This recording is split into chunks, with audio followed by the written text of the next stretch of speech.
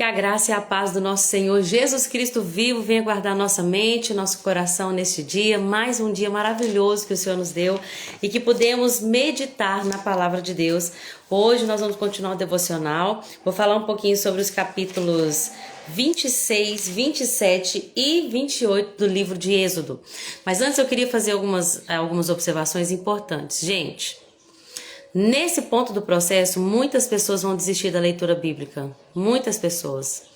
Começa Gênesis e é muita história, e é coisa linda de ver. E a gente chega em José e a gente passa à frente, porque é muito lindo, é muito bom. Ler história bíblica é lindo.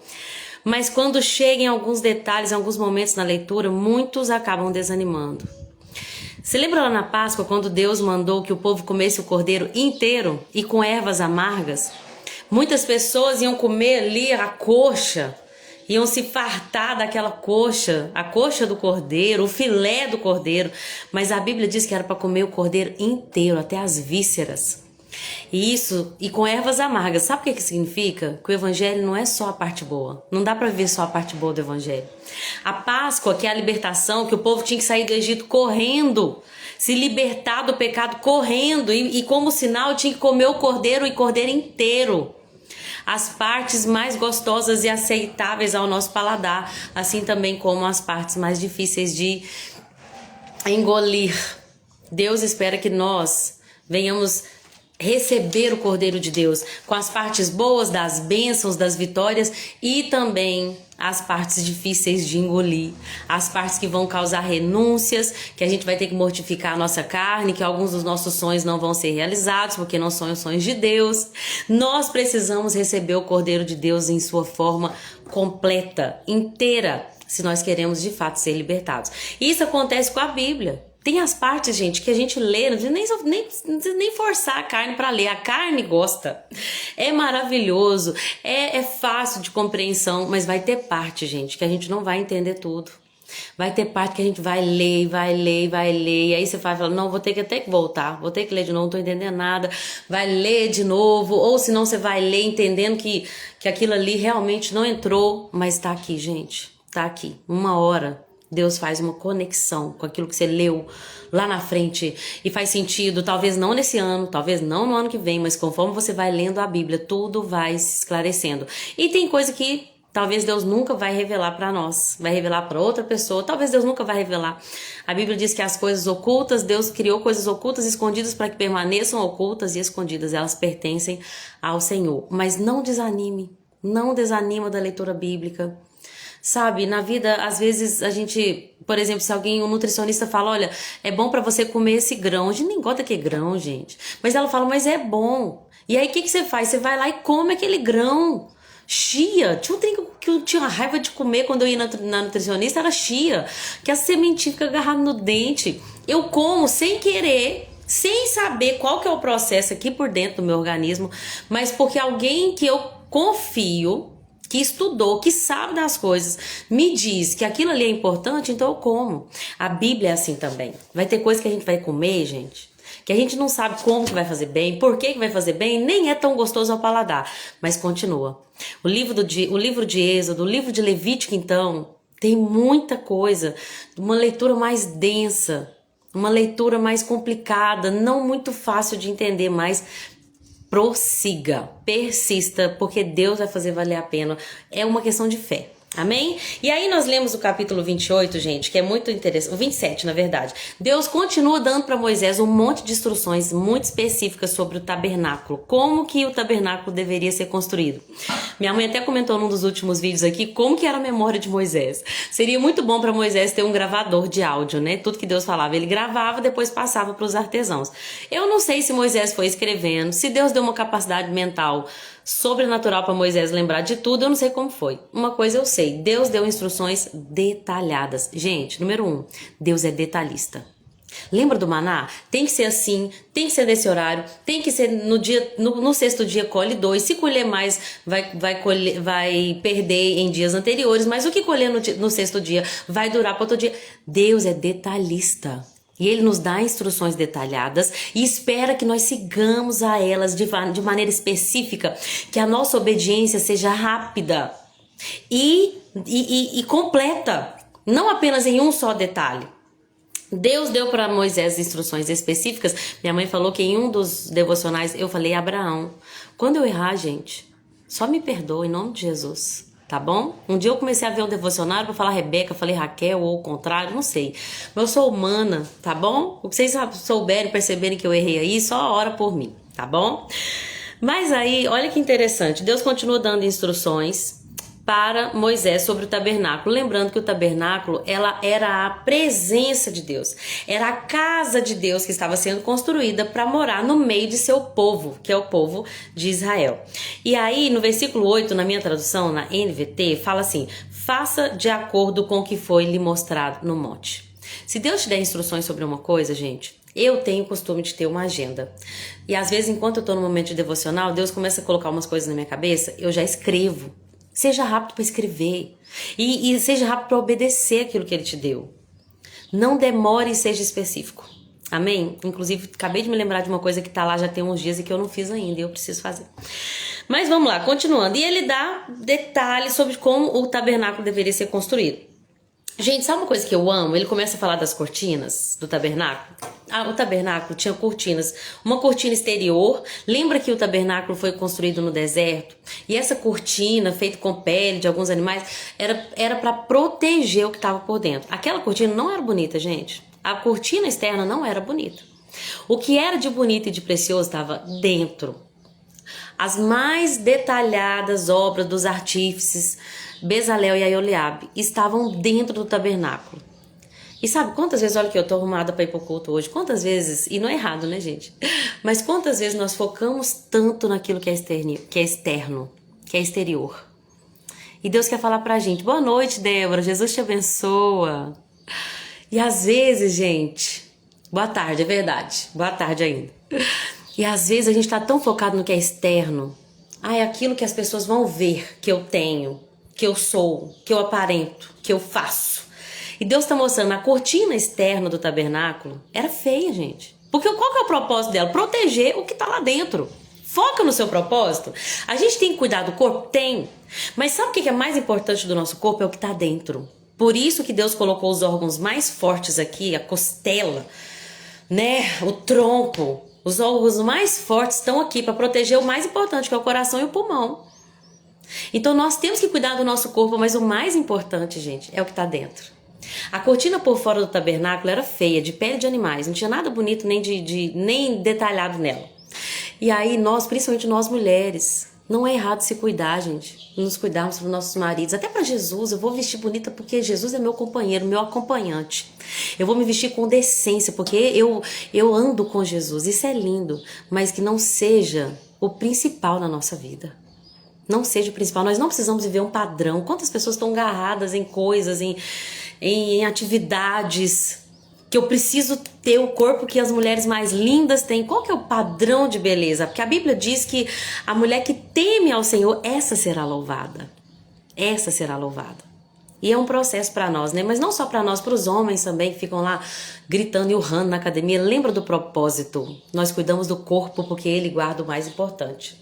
Mas a cortina exterior do tabernáculo era feia. Só que dentro do tabernáculo tinha várias cortinas.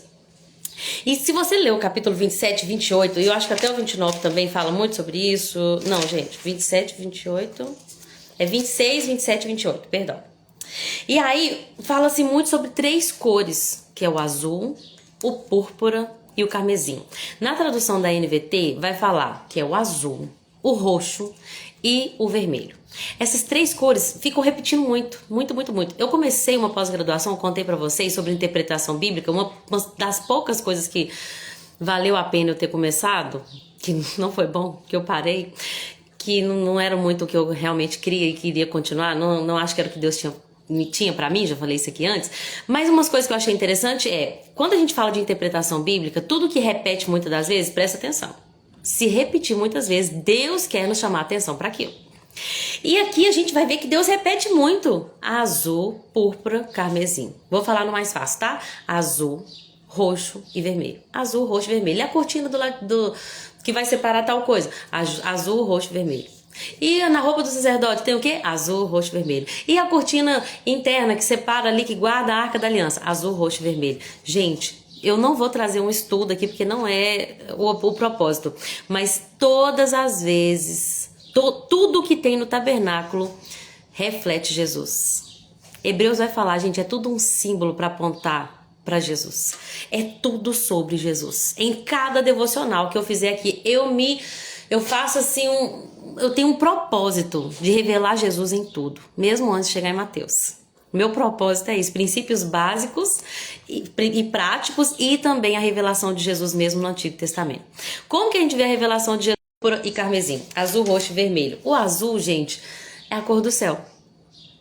Então o azul revela a origem de Cristo Jesus. Ele é o Filho de Deus. O azul, quando Deus mandava colocar as cortinas dessa cor, e tem tudo a ver, porque nós vamos ver que quando Jesus morre, o que acontece no momento que Jesus morre? A cortina do templo que separava a presença de Deus das outras áreas do templo, ela se rasga do alto até embaixo. Essas cortinas eram azul, roxo e vermelho. Azul mostra a origem de Jesus. Ele vem do céu. Ele vem do céu. A origem dele é celestial. Ele é o Filho de Deus. A cor púrpura ou a cor roxa é a cor que os reis usam. Então ela simboliza realeza, soberania. Tá falando, ele vem do céu e ele é rei soberano. Mas a cor vermelha mostra para a obra de salvação de Jesus na cruz. Que ele deu o seu sangue carmesim para purificar os nossos pecados. E aí nós vamos ver em Marcos 15, 17... que quando Jesus estava lá prestes a cumprir o seu propósito e morrer na cruz pela minha vida e pela sua vida, aqueles homens debochando dele colocam um manto vermelho sobre ele. Lembre-se que tudo aponta para Jesus. Azul porque ele vem do céu, roxo porque ele é rei, e vermelho pela sua obra de redenção, pelo seu sacrifício que ele fez naquela cruz, morrendo no meu e no seu lugar para perdoar os nossos pecados e para nos reconciliar com Deus. Amém. Deus te abençoe também. Dade, não tô te reconhecendo. Não lembro. Qual o seu nome mesmo? Me lembra aqui que eu tô vendo sua foto pequenininha. E aí, gente, nós precisamos entender que o tabernáculo aponta para Jesus. Essa cortina, lembra que a Arca da Aliança simboliza a presença de Deus? Ela ficava muito bem guardada e separada das outras partes do tabernáculo por essa cortina. Essa cortina que rasgou quando nosso Senhor Jesus morreu naquela cruz. O que isso significa? Significa que o nosso Senhor Jesus tirou a separação, o véu que nos separava da presença de Deus, porque nós não poderíamos entrar na presença de Deus. Que dirá eu, mulher, gentia, Dona Piedade, Jesus te abençoe, que saudade da senhora. Bom ver a senhora por aqui. Gente, aquela cortina que separava a nós, que não éramos sacerdotes, que não somos perfeitos, porque para entrar ali naquele lugar só podia uma pessoa, era o sumo sacerdote, vindo da família de Arão. Ele tinha que ser perfeito. Se ele tivesse qualquer defeito no corpo dele, ele não podia entrar. Ele tinha que estar vestido com suas vestes reais, suas vestes sacerdotais. Uma vez por ano apenas ele entrava na presença de Deus ali onde estava a Arca da Aliança e fazia-se o sacrifício de propiciação de pecado pelo povo, por ele mesmo e também pelo povo. Sabe o que Jesus fez? Ele rasgou isso. Agora não precisa ser sumo sacerdote, não precisa ser sequer sacerdote, não precisa ser da família de Arão, não precisa nem ser israelita, não tem que ser homem. Eu e você, qualquer pessoa, branco, negro, vermelho, asiático, oriental, rico, pobre, todos têm acesso, livre acesso à presença de Deus, ao trono da graça. Todos nós, a Bíblia diz lá em Hebreus, você pode entrar confiadamente, com confiança, no trono da graça. Tudo isso por causa de Jesus, azul, roxo e vermelho. Amém? Glória a Deus. No capítulo 27, versículo 20, fala uma coisa interessante, que os sacerdotes da família de Arão, eles tinham uma obrigação. Eles tinham que deixar a lâmpada do candelabro sempre acesa. E aí Deus fala para Moisés, ordene aos israelitas que tragam óleo puro de oliva para iluminação, a fim de manter as lâmpadas sempre acesas. Aquela lâmpada tinha que estar acesa continuamente. Gente, eu falei com Deus ali, eu estava conversando com meu pai ali um pouco antes de entrar aqui, eu falei, Senhor, nós somos tão rápidos, essa chama, ela começa a se apagar tão rápido, gente. Não tá nessa leitura de hoje, tá em Levítico, mas a Bíblia diz que pro altar, todos os dias de manhã, o sacerdote tinha que colocar lenha. Sabe, nosso relacionamento com Deus tem que manter essa chama acesa, essa iluminação que é o próprio Espírito, todos os dias. Gente, é todo dia. O que eu busquei para hoje, meu maná de hoje não serve para amanhã. Amanhã eu tenho que buscar Deus de novo. É um erro que a igreja de Cristo busque ao Senhor só no domingo à noite. Só na sexta à noite. Deus não nos chamou para isso. Deus nos chamou para ter nossas lâmpadas acesas continuamente, buscando a face do nosso mestre, buscando a vontade dele. E é lindo isso, porque achei tão interessante que no capítulo 28, versículo 30, fala que o sacerdote ali, lembra que Deus não queria que fosse só a família de Arão. Deus queria, ele deixou claro que ele queria um reino de sacerdotes. Todos os israelitas deveriam ser sacerdotes, mas eles não quiseram. Então Deus levantou a família de Arão. E aí coloca em Arão uma roupa esplêndida, uma roupa bela, e coloca sobre ele um peito com 12 pedras preciosas. E também nesse peitoral, versículo 30, dentro do peitoral para decisões, coloque o Urim e o Tumim, para que Arão os leve sobre o coração, quando ele se apresentar diante do Senhor. Assim, sempre que ele se apresentar diante do Senhor, Arão levará sobre o coração, versículo 30, gente, na NVT, capítulo 28. Arão levará sobre o coração os objetos usados para determinar as decisões a respeito do povo de Israel. E Deus falou muito comigo quando eu estava lendo esse versículo. Dentro do peito, no nosso coração. Apresenta diante de Deus as decisões que precisam ser tomadas. Ontem eu vi um curso e eu falei, nossa, eu quero muito fazer esse curso, acho que tem tudo a ver com o que eu preciso. Eu fiz isso com a pós-graduação também, sabe? E aí o Senhor, quando eu estava lendo aqui, o Senhor falou, coloca diante de mim, antes de tomar as decisões da sua vida. Leva no seu coração e apresenta diante do Senhor. Senhor, é da vontade do Senhor que eu compre esse curso? Faz sentido para o momento que eu estou vivendo? Faz sentido para o teu propósito para a minha vida? É a tua vontade ou é só a minha? É fogo de palha? Eu vou gastar dinheiro à toa? Com tudo, gente. Tudo. Nas menores coisas, as maiores. Pergunte ao Senhor. Vou ler de novo esse versículo. Dentro do peitoral para decisões, coloque o Urim e o Tumim, que eram pedras para tomar decisão. Era como se eles lançassem sortes, ele fizesse um sorteio, né? Coloque o Urim e o Tumim para que Arão leve sobre o coração quando se apresentar diante do Senhor. Coloca diante do Senhor. Assim, sempre que se apresentar diante do Senhor, leva sobre o coração os objetos usados para determinar as decisões a respeito do povo de Israel. Gente, nós não conseguimos tomar decisão sozinhos. Se sai do emprego, se fica, se compra uma casa, se não compra, se guarda dinheiro com isso, se abençoa uma obra missionária, se deixa o filho na escola tal, se deixa o filho na outra escola, quais são os desenhos que meu filho pode assistir, qual livro que eu devo ler agora, qual Bíblia que eu devo comprar. Tudo, cada decisão deve ser apresentada, tudo que está no nosso coração deve ser apresentado diante do Senhor. Tudo. Apresenta diante do Senhor. Ele vai te dar a resposta. Você vai aprender com o tempo que aquilo que te traz paz é a resposta de Deus. A Bíblia diz que seja o árbitro, seja a paz de Cristo o árbitro no seu coração. Ou seja, quem que é o árbitro? É aquele que bate o martelo. Se você sentiu a paz de Cristo sobre uma coisa, provavelmente é ali que ele tá batendo o martelo. Por que eu falei provavelmente? Porque uma vez uma pessoa falou comigo assim, ela tava em pecado. Eu tô fazendo esse pecado, mas eu tô sentindo uma paz. Aí eu falei, Deus, é a paz de Cristo. Não é a paz que o pecado dá, que é momentânea, que quando você deita a cabeça no travesseiro vem aquele pavor, dúvida, medo. A paz de Cristo. E a gente sente a paz de Cristo quando está unido com Ele, não quando está em pecado.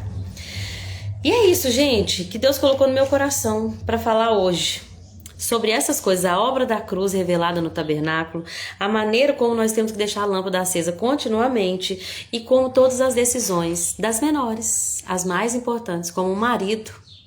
Quantas vezes, gente? Quantas pessoas tomam decisões erradas? Eu vou casar porque é melhor casar do que abrasar-se, diz a Bíblia, porque eu não quero pecar. Eu vou casar porque agora eu tenho filho com essa pessoa. Eu vou casar porque eu quero sair de casa. Eu vou casar porque aí resolve pra gente poder juntar e comprar a casa, sabe?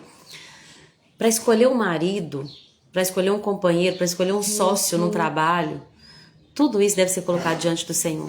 Das menores às maiores coisas apresenta diante do Senhor. Amém? Foi isso que Deus colocou no meu coração. E tô indo pra igreja ali. Não deixa de buscar Deus, hein? Não deixa de buscar Deus continuamente. Não deixa o fogo, a chama se apagar. Que Deus abençoe o seu dia, sua noite que tá chegando, a semana que tá começando. E até amanhã, se assim Jesus permitir. Amém? Tchauzinho. Obrigada a todos.